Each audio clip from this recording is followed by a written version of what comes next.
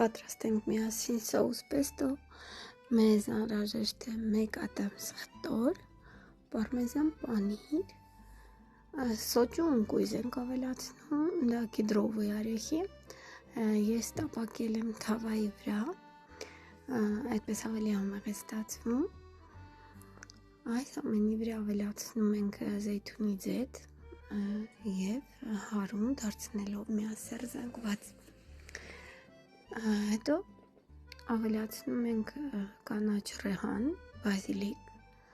ես նաև շատ եմ սիրում պեստոյի մեջ ավելացնել ռուկոլա, նաև ես ավելացրել եմ, եթե դուք չեք ցանկանում, կարող եք պատրաստել միայն բազիլիկով, աղ, պղպեղ, շատ համեղ է լինում, եթե նաև ավելացնում եք 1 ճաշի գթալ լիմոնի հյութ, այս ամենը ես նաև պահում եմ սառցեխցիկում, սառույցի տարայի մեջ, ոնց որ բաժին տեղավորումը և երբ ցանկանում եմ, ավելացնում եմ հավի վրա, ձկան, նաև շատ համեղ է պիցցաների վրա,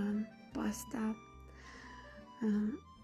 շատ համեղ է ստացվում, փորձեք,